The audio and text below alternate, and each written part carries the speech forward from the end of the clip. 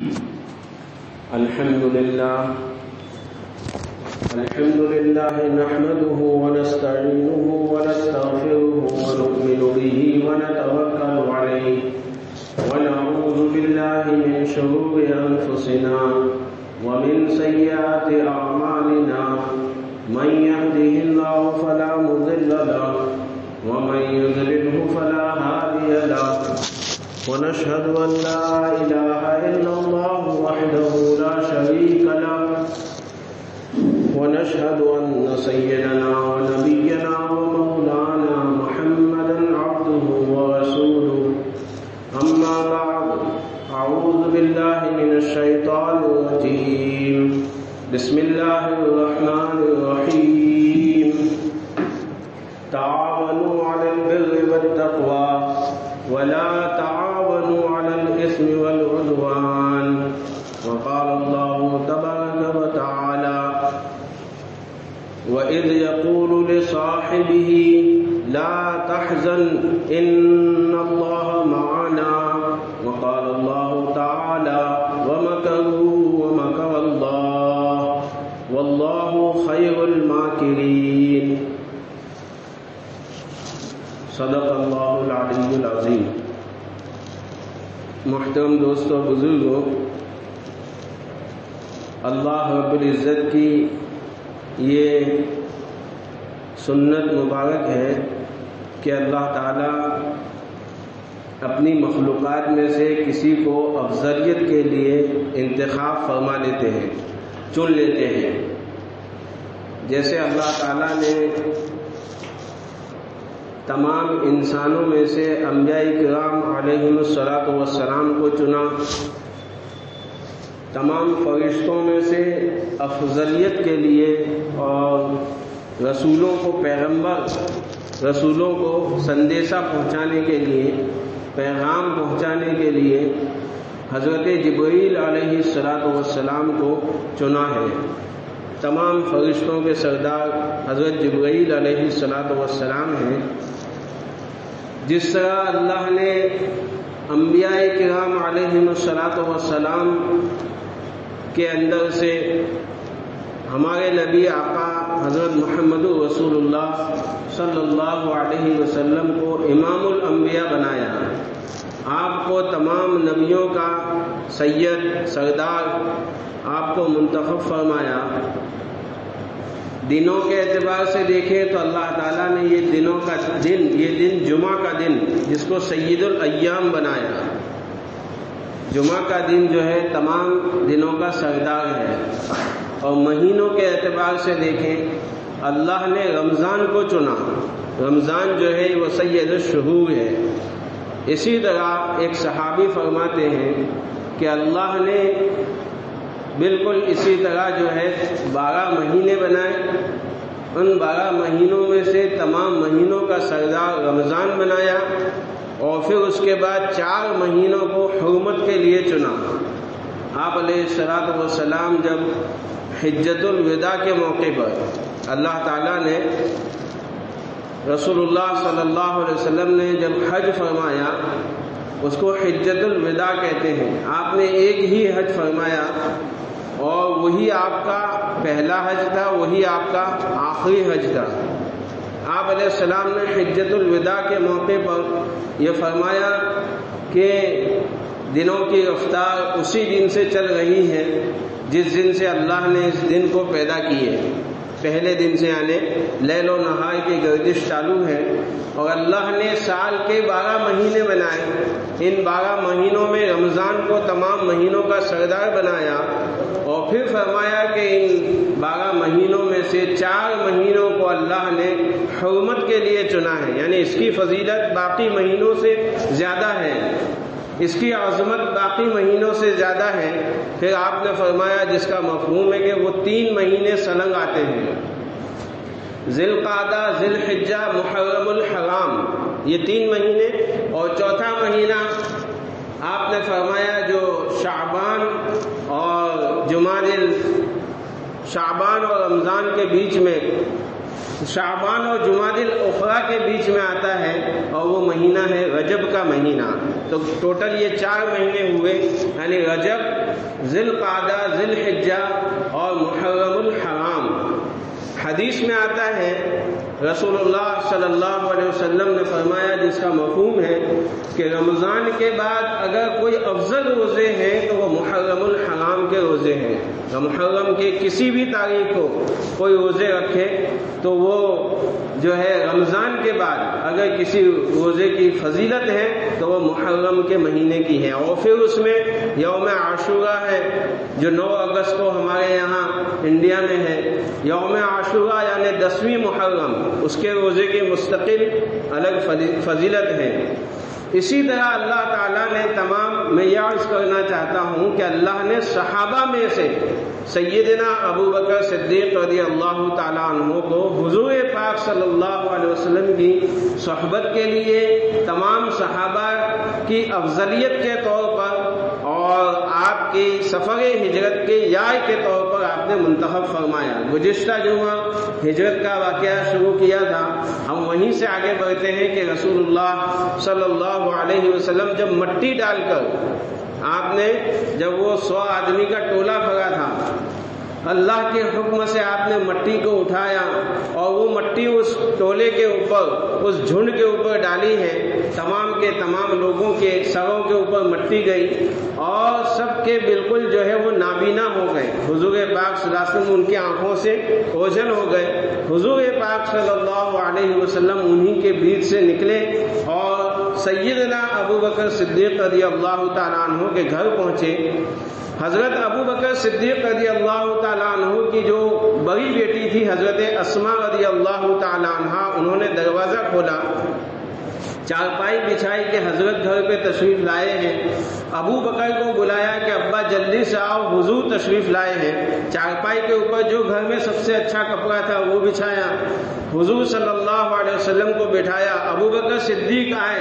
حضور پاک صلی اللہ علیہ وسلم نے فرمایا کہ ابو بکر مجھے ہجرت کا حکم ہو چکا ہے، میں مدینہ یثرب کی طرف جو ہے ہجرت کروں گا، اللہ کا حکم ہے. ابو بکر صدیق نے فرمایا میرے بارے میں کیا حکم ہے؟ حضور پاک صلی اللہ علیہ وسلم نے فرمایا کہ تم میرے ساتھ چلو گے. حضرت ابو بکر صدیق رضی اللہ تعالیٰ عنہ اس وقت مارے خوشی کے اتنے خوش ہوئے کہ ان کی آنکھوں میں آنسو آ گئے. امی جان حضرت عائشہ فرماتی ہے میں تو بچی تھی اس وقت، میں نے دیکھا کہ انسان خوشی میں بھی روتا ہے. میں نے اپنے ابا کو روتے، خوشی میں روتے دیکھا. 2 اونٹنیاں تھیں، دونوں اونٹنیاں لے کر آپ جو ہے مدینہ مکہ سے روانہ ہوئے. حضور پاک صلی اللہ علیہ وسلم رات کے وقت نکلے اور سب سے پہلے غار سور کے اندر جو پہاڑ تھا، اس پہاڑ کے اندر غار تھی، اس غار کے اندر آپ قیام پذیر ہوئے. غار میں جانے سے پہلے ابو بکر صدیق رضی اللہ تعالیٰ عنہ نے کہا کہ حضور آپ باہر تشریف رکھیے، میں پہلے اندر جا کے دیکھوں کہ کوئی موذی جانور نہ ہو، ایذا دینے والا جانور نہ ہو. ابو بکر صدیق رضی اللہ تعالیٰ عنہ نے گائے کے اندر پورا معائنہ کیا، کوئی جانور تو نہیں تھا، سوراخ زیادہ تھے. اپنے کندھے پر جو چادر تھی اس کو اتارا اور اس کو پھاڑ پھاڑ کے تمام سوراخ بند کر دیے. اب بھی ایک سوراخ باقی رہ گیا تھا. تو حضرت ابو بکر صدیق رضی اللہ تعالیٰ عنہ نے حضور پاک صلی اللہ علیہ وسلم کو اندر بلایا اور وہ جو سوراخ باقی تھا اس پر اپنی ایڑی مبارک رکھ دی اور حضور پاک صلی اللہ علیہ وسلم حضرت ابو بکر صدیق رضی اللہ تعالیٰ عنہ کی ران مبارک کے اوپر سر رکھ کر سو گئے. رات کا وقت تھا. اس سوراخ کے اندر ایک سانپ تھا، وہ سانپ باہر آنا چاہتا تھا تو کیونکہ ابو بکر صدیق کی ایڑی تھی تو وہ ایڑی کے اوپر ڈنک مارتا گیا. ابو بکر صدیق رضی اللہ تعالیٰ عنہ کے جسم کے اندر زہر سرایت کرتا گیا، تڑپنے لگے لیکن ذرا بھی ہلے نہیں کیونکہ رسول اللہ صلی اللہ علیہ وسلم سوئے ہوئے تھے، کہیں آپ کی نیند کے اندر خلل نہ آ جائے. یہ تو تکلیف کی شدت کی وجہ سے ان کی آنکھوں کے اندر سے آنسو گرا اور وہ موتی بن کر رخسار مبارک رسول اللہ صلی اللہ علیہ وسلم کے گال مبارک کے اوپر جب پڑا، حضور صلی اللہ علیہ وسلم فوراً اٹھے، دیکھا ابو بکر تو رو رہے ہیں. فرمایا ابو بکر سے ابو بکر کیا ہوا؟ تو ابو بکر رضی اللہ تعالیٰ عنہ نے پوری حقیقت بیان کی کہ چادر کے ٹکڑے کیے، تمام سوراخ بند کیے، ایک سوراخ رہ گیا تھا اور اس سوراخ کے اوپر میں نے اپنی یہی رکھی ہے، وہ اندر جو ہے سانپ ہے۔ حضور پاک صلی اللہ علیہ وسلم نے جلدی سے پیر ہٹایا اور دیکھا کہ وہ زہر پورا سرایت کر چکا تھا۔ آپ علیہ السلام نے اپنا لعاب مبارک اس زخم کے اوپر لگایا، تمام زہر کافور ہو گیا، آپ بالکل سوستھ ہو گئے، تندرست ہو گئے۔ تھوڑی ہی دیر گزری تھی کہ دیکھا کہ مکہ کے لوگ، مکہ کے مشرکین ڈھونڈتے ڈھونڈتے ابوبکر صدیق اور حضور پاک صلی اللہ علیہ وسلم کو ڈھونڈتے ڈھونڈتے بالکل غار کے قریب آ گئے، بالکل غار کے سرہانے کھڑے تھے۔ ایسا لگتا تھا یوں جھک کر دیکھیں گے تو حضور اور ابوبکر صدیق رضی اللہ تعالیٰ عنہ دکھ جائیں گے، جان کا پورا خطرہ تھا۔ اس واقعے کو، اس پوری سین کو اللہ نے قرآن میں بیان کیا ہے کہ ابوبکر، وہ عتبہ اور امیہ ابن خلف بالکل جو ہے اوپر کھڑے تھے۔ کسی نے کہا بھی کہ یہاں پر دیکھ لیں، گائے کے اوپر اللہ نے فوراً جو ہے مکڑی کا جالا تن دیا، مکڑی کو حکم دیا جالا تن دے، کبوتر کو حکم دیا کہ انڈے رکھ دے۔ کہتے ہیں نا کہ حضور کی حفاظت اللہ نے مکڑی کے جالے سے کی۔ تو کسی نے کہا کہ گائے کے اندر تو جو ہے یہاں پر تو گائے کے دروازے کے اوپر تو مکڑی کا جالا تنا ہوا ہے، کبوتری نے انڈے دیے ہوئے ہیں، کوئی اندر جائے گا تو جالا ٹوٹ جائے گا، اس لیے گائے کے اندر کوئی نہیں، یہ کہہ کر چلے گئے۔ لیکن اس سین کو اللہ نے قرآن میں بیان کیا، اس تصویر کو اللہ نے قرآن میں بیان کیا کہ ابوبکر صدیق کے بالکل اوپر جو ہے وہ دشمن کھڑا ہوا تھا۔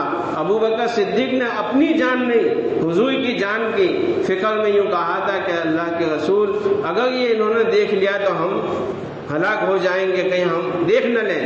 اس وقت رسول اللہ صلی اللہ علیہ وسلم نے فرمایا فکر مت کرو، وَإِذْ يَقُولُ لِصَاحِبِهِ لا تحزن ان اللہ معنا، یہ صاحب ہی ابو بکر صدیق کے لیے ہے کہ جب انہوں نے اپنے ساتھی سے کہا، جب آپ نے اپنے ساتھی سے کیا کہا، اے غم مت کرو، حضور نے فرمایا غم مت کر ابو بکر، اللہ ہمارے ساتھ ہے، اللہ ہم دو نہیں ہیں، تیسرا اللہ ہمارے ساتھ ہے۔ جب صبح ہوئی حضور پاک صلی اللہ علیہ وسلم اور ابو بکر صدیق رضی اللہ تعالیٰ عنہ نے پلان بنایا۔ یہاں سے بہت چیزیں سیکھنے کی ملتی ہے، جمعہ کا بیان ہے اور بہت مختصر بیان ہوتا ہے، اس لیے اس میں جو سیرت طیبہ میں سے ایک نکات میں سے آج کے زمانے میں جو سیکھنے کی باتیں ہیں وہ بھی بالکل کھل کر سامنے آتی ہے، لیکن وہ نکات بیان کرنے میں جمعہ کا وقت ہو جاتا ہے اور ختم ہو جاتا ہے۔ پہلی بات تو یہ کہ حضور پاک صلی اللہ علیہ وسلم نے حضرت علی کو حکم دیا، 3 دن گائے کے اندر رہے۔ 3 دن کے بعد حضرت علی کو حکم دیا کہ کوئی آدمی رہبر اجرت کے طور پر، یعنی پیسے دے کر، پیبل جو ہے رہبر جو ہے تم تیار کرو جو ہم کو مدینے کا راستہ بتائیں۔ یہاں سے یہ بات سیکھنے کو ملتی ہے، ہجرت کا سفر ہے، مبارک سفر ہے، لیکن اسباب کے بغیر دنیا میں کچھ نہیں ہو سکتا۔ اگر اللہ چاہتا تو جبرائیل کے ذریعے بھی راستہ بتا سکتا تھا۔ آج جو ہے جیسے وہ ایک آدمی شہاب پیدل حج کو نکلے ہیں، ان کے دیکھا دیکھی بعد ایک جھنڈ کے جھنڈ نکلا کھڑا ہوا ہے، کوئی مستان بابا ہے، کوئی ہاشمی میاں ہے اور کوئی فلاں ہے، جن کے پاس نہ پاسپورٹ ہے نہ ویزا ہے۔ تو یہاں جو ہے سبق ملتا ہے کہ جب تمہیں کہیں سفر کرنا ہو، چاہے وہ حج کا ہو چاہے وہ جماعت کا ہو، جیسے نظام الدین سے پہلے کہتے تھے کہ اپنے برتن ساتھ لے کر نکلیں، اگر برتن ساتھ لے کر نہیں نکلے تمہارا جماعت میں جانا ہی جائز نہیں ہے، یہ فرماتے تھے پہلے۔ اس کا مطلب یہ ہے کہ تم دعوتیں کھانے جاتے ہو، حج میں جاؤ تو جس کی جو پوری فارمیلٹی ہے کہ ویزا ہے، پاسپورٹ ہے، منسٹری کی اجازت ہے، وہ تمام ساتھ لے کر، جیسے حضور نے حضرت علی سے فرمایا کہ اجرت پر کسی کو تیار کرو، حضرت علی رضی اللہ تعالیٰ عنہ نے اجرت پر یعنی پیسے دے کر ایک آدمی کو تیار کیا جو مدینے کا راستہ بتائے۔ 3 دن کے بعد یہ قافلہ نکلا۔ کون تھے قافلے میں؟ ابو بکر خود سرور کائنات رحمت دو عالم صلی اللہ علیہ وسلم، ابو بکر صدیق رضی اللہ تعالیٰ عنہ، اور تیسرا وہ رہبر بہت آگے چلتا تھا، اس کے پیچھے ابو بکر صدیق تھے، اور پھر رسول اللہ صلی اللہ علیہ وسلم۔ اس طرح یہ قافلہ چل رہا تھا۔ راستے میں کوئی پوچھتا تھا ابو بکر صدیق سے یہ کون جا رہا ہے، سب کی نگاہ سے لوگ دیکھتے تھے، کیونکہ چاروں طرف حضور پاک صلی اللہ علیہ وسلم کی بات پھیل چلی تھی کہ مکہ کے اندر ان کو قتل کرنے کی سازش کی گئی ہے اور چاروں طرف دشمن کا جھمگٹا تھا. ابو بکر سے پوچھتے تھے کون ہے, تو ابو بکر کہتے تھے, یہ نہیں کہتے تھے رسول اللہ ہے. حضور صلی اللہ علیہ وسلم نے منع فرمایا تھا کہ میرے نبی ہونے کا اس سفر میں بھی اعلان مت کرنا. یہ سب بہت سی باتیں سیرت میں سے سیکھنے کو ملتی ہیں. گول مول بات کرنا, جب جان پر خطرہ ہو جھوٹ بولنا تو جائز نہیں ہے, بلکہ ہمارے عوام کے لیے جب جان کا خطرہ ہو تو جھوٹ بولنے کی بھی اجازت دی ہے. لیکن وہ مقام تھا ابو بکر صدیق کا, فرمایا گول مول باتیں کرنا, توغیہ کلام استعمال کرنا, شریعت میں توغیہ کہتے ہیں. ابو بکر صدیق کہتے تھے دس از مائی گائیڈ, انگلش میں نے کہا یعنی یہ میرا رہبر ہے, یعنی کہ یہ میرا راستہ بتانے والا ہے. وہ سمجھ جاتے تھے کہ راستہ کوئی بتانے والا انسان ہے, حالانکہ ابو بکر صدیق کے دل میں یوں تھا, دل میں یہ نیت ہوتی تھی کہ مجھے دین کا راستہ بتانے والے, اور ویسے بھی ہم سب کے گائیڈ جو ہے وہ رسول اللہ صلی اللہ علیہ وسلم ہی ہے. اس طرح قافلہ چلا, جب ساحل سمندر پر پہنچا, سمندر کے کنارے جب یہ راستہ, تو ایک ساحل سمندر کے کنارے پر ایک آدمی نے دیکھا کہ 3 آدمی کہیں جا گئے, ایک قافلہ جا گیا ہے. ادھر مکہ کے اندر اعلان ہو چکا تھا جو رسول اللہ صلی اللہ علیہ وسلم کی خبر دے گا 100 اونٹوں کا انعام ملے گا. وہ ساحل سمندر یعنی دریا کے کنارے ایک بستی تھی, اس بستی کے رہنے والا ایک انسان, اس نے دیکھا کہ ایک قافلہ جا رہا ہے, تو اسی بستی کے اندر رہنے والے ایک انسان تھے جن کا نام تھا سراقہ بن مالک رضی اللہ تعالیٰ عنہ. یہ اس وقت مسلمان نہیں ہوئے تھے. سراقہ کہتے ہیں, خود اپنی زبانی واقعہ بیان کرتے ہیں کہ وہ آدمی دوڑتا ہوا میرا آدمی تھا, میرے پاس آیا کہ میں نے اس طرح ساحل سمندر پر 3 آدمیوں کو دیکھا ہے جو جا رہے ہیں.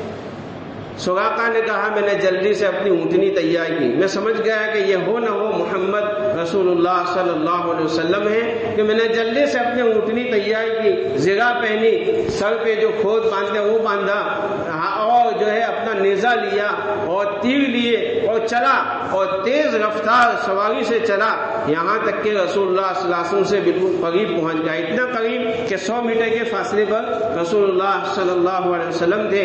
جب 100 میٹر کے فاصلے پر پہنچا ہی تھا, میری گھوڑی کو اچانک کیا ہوا کہ گھوڑی منہ کے بل زمین پر گری, میں خود منہ کے بل دور جا کر گرا. تو اس وقت مجھے خیال آیا کہ میں نے فال نہیں نکالی. عرب کے لوگ اس زمانے میں جو ہے سفر کرتے تھے تو فال نکالتے تھے, تو تیر کے ذریعے فال نکالی, 2 تیر رکھتے تھے, اس میں سے وہ کچھ پتہ نہیں کس انداز سے یہ کام کرو اور یہ کام نہ کرو, اس طرح فال نکالتے تھے. تو فال میں انکار آیا کہ ان کا پیچھا مت کرو. لیکن 100 اونٹوں کی لالچ ایسی تھی کہ میں واپس گھوڑی کے اوپر سوار ہوا, ابھی چند قدم بالکل رسول اللہ صلی اللہ علیہ وسلم کے قریب پہنچا ہی تھا کہ وہ زمین جو ہے پتھریلی تھی, اس کے باوجود میری اونٹنی جو ہے گھٹنوں سمیت زمین کے اندر دھنس گئی. میں نے بوم لگائی, او محمد او محمد, رسول اللہ صلی اللہ علیہ وسلم, میں نے بوم لگائی. پیچھے دیکھا رسول اللہ صلی اللہ علیہ وسلم نے, ابو بکر صدیق نے, کہ آپ اللہ سے دعا کر دیجئے, یہ یقیناً اللہ کا عذاب ہے, میں آپ سے اب جو ہے آپ کا پیچھا نہیں کروں گا. رسول اللہ صلی اللہ علیہ وسلم نے دعا کر دی کہ اے اللہ اس کی اونٹنی کو اندر سے نکال دے. وہ واپس اونٹنی نکل گئی. اب پھر سوچنے لگا کہ شاید ایسے ہی ہو گیا ہوگا, یہ تو ہو جاتا ہے کبھی. وہ 100 اونٹوں کی لالچ ایسی تھی, واپس کے میں اونٹنی پر سوار ہوا اور پھر آگے بڑھا رسول اللہ صلی اللہ علیہ وسلم کو پکڑنے کے لیے. اللہ کے رسول صلی اللہ علیہ وسلم نے اس وقت دعا کی, اللہ اس سے ہم کو باز رکھ, ہماری حفاظت فرما. وہ اونٹنی کمر سمیت زمین کے اندر دھنس گئی, میں نیچے گرا. پھر میں نے رسول اللہ صلی اللہ علیہ وسلم سے دعا کی, عرض کی کہ اللہ کے رسول میں آپ سے وعدہ کرتا ہوں اب میں آپ کے پیچھا نہیں کروں گا, آپ دعا فرما دیجئے. وہ اونٹنی رسول اللہ صلی اللہ علیہ وسلم نے پھر دعا کی, وہ اونٹنی باہر نکل گئی. روایتوں میں لکھا ہے تفسیر کی سیرت کی کتابوں میں کہ 7 مرتبہ سراقہ بن مالک نے رسول اللہ صلی اللہ علیہ وسلم سے وعدہ خلافی کی. جب आखिरी मरतबा देख लिया, समझ लिया कि इनके पीछे कोई गैबी ताकत है, अल्लाह की ताकत है, तो फिर कहा कि अल्लाह के रसूल मैं आपसे वादा करता हूँ, मेरे पास जितनी चीजें हैं सब आप ले जाइए, मेरे पास माल है ये भी आप ले जाइए, आपके सफर में काम आएगा। रसूलुल्लाह सल्लल्लाहु अलैहि वसल्लम ने फरमाया हमें तेरी किसी चीज की जरूरत नहीं है, बल्कि मैं यूं कहता हूँ सुराका मेरे पास आओ। सुराका पास आए, देखो कैसी कस्म पोशी की हालत है, 100 ऊंटों का इनाम रखा हुआ है। ये सीरत के ये निकात समझने के काबिल है कि ये हालात चल रहे, लेकिन बुलाया कि सुराका मेरे पास आओ। सुराका करीब आए, कहा सुराका उस वक्त तेरा क्या हाल होगा, सुराका उस वक्त तेरा क्या हाल होगा जब किसरा के सोने के कंगन तुझे पहनाए जाएंगे। कि सुराका जो है एकदम अभी मुसलमान नहीं हुए थे, और किसरा उस जमाने की सुपर पावर ताकत थी, जैसे इस जमाने में अमेरिका है। अभी तो अमेरिका से बड़ी चीन सुपर पावर ताकत बन चुकी है, अमेरिका और चीन जैसे सुपर पावर ताकतें हैं। उस जमाने में किसरा जो है सुपर पावर ताकत थी, उसका माल हमारे पास आएगा, वो फतेह हो जाएगा। तो हैरान होकर पूछा अल्लाह के रसूल मोहम्मद सल्लल्लाहु अलैहि वसल्लम आप क्या बता, हाँ सुराका के कंगन तुझे पहनाए जाएंगे।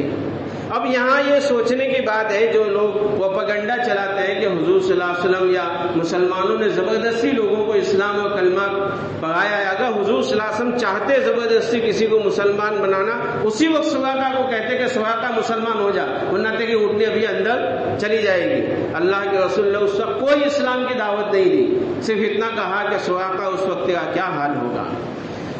कई सालों के बाद फिर सुराका मुसलमान हुए ग़ज़वा-ए हुनैन के मौके पर, और फिर उसके बाद हजरत उमर रज़ी अल्लाह ताला अन्हु की खिलाफत के ज़माने में जब किसरा फतेह हुआ, सोने के कंगन वो माले गनीमत में आए, हजरत उमर ने क्या बुलाओ सुराका को, कहाँ गया। सुराका बिन मालिक रज़ी अल्लाह ताला अन्हु दौड़ते हुए आए और कंगन पहना गए। सुराका बिन मालिक सोने के कंगन है, वो सुराका को पहना गए हैं और कह रहे हैं कि रसूलुल्लाह सल्लल्लाहु अलैहि वसल्लम ने सच कहा था, रसूलुल्लाह सल्लल्लाहु अलैहि वसल्लम के रसूलुल्लाह सल्लल्लाहु अलैहि वसल्लम ने सच कहा था कि देखो आपकी ये पेशनगोई बिल्कुल सच साबित हुई कि किसरा के कंगन सुराका ने पहन ली। तो ये हदीस सीरत की किताबों के एक एक बात जो है ऐसे निकात होते हैं, ये हमारी समझ अगर हम बिल्कुल जो है सीरत की किताब, सीरत का बाब जो है घर में बैठकर बिल्कुल शांति से दिल यकसुई के साथ अगर पढ़ेंगे, कई जो है सामने इस जमाने के जो बाब हमारे सामने खुलेंगे। मैं बात खत्म करता हूँ, आगे का जो किस्सा है, फिर उम्मे माबद का खैमा है, फिर मदीने में, वो इंशाअल्लाह बाद में। अब मुख्तसर बात करके बात खत्म करता हूँ। मुहर्रमुल हराम का ये महीना चल रहा है। मुहर्रम आते हैं, हमारे माशरे में सिर्फ एक ही दिमाग पे ये सवाल होता है, मुहर्रम का महीना इतने ढोल बजाने का महीना, इमाम हुसैन का महीना। हालांकि ये इमाम हुसैन का महीना नहीं है। इमाम हुसैन रज़ी अल्लाह ताला अन्हु की इस महीने में शहादत हुई। 10वीं मुहर्रम को अल्लाह ताला ने इमाम हुसैन की शहादत के लिए मुबारक दिन चुना।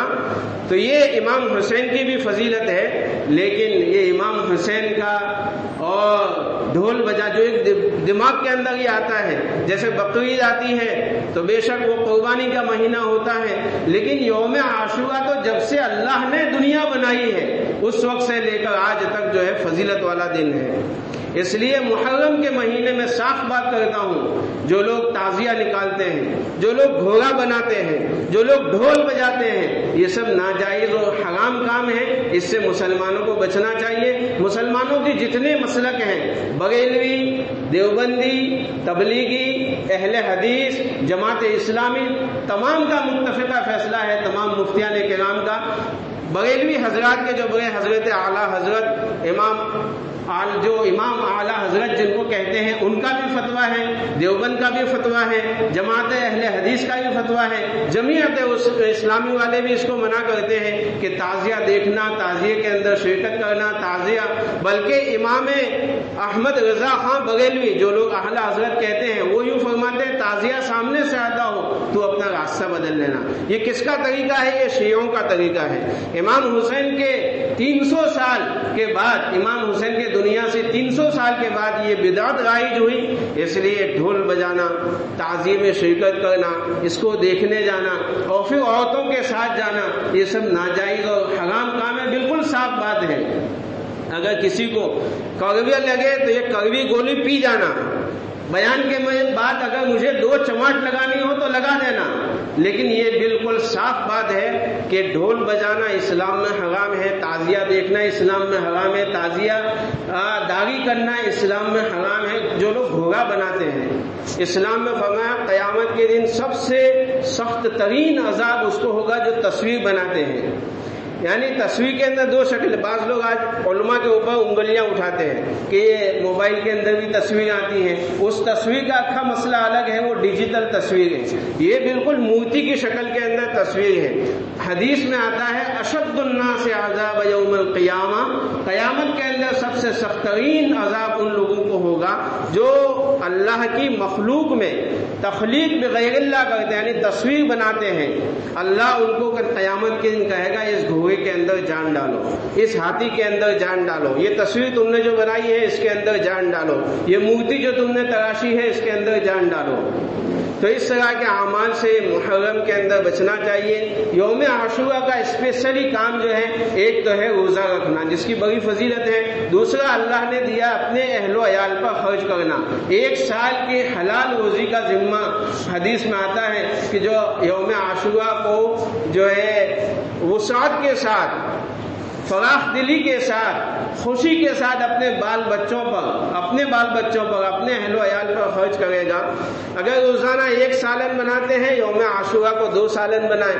اگر روزانہ سالن کے ساتھ کوئی سویٹ نہیں ہوتی، یوم عاشورہ کو مٹھائی کوئی لے آئے تو اس کو فراخ دلی کہتے ہیں. تھوڑا خرچہ زیادہ کر دینا، ہاتھ کو کھول دینا.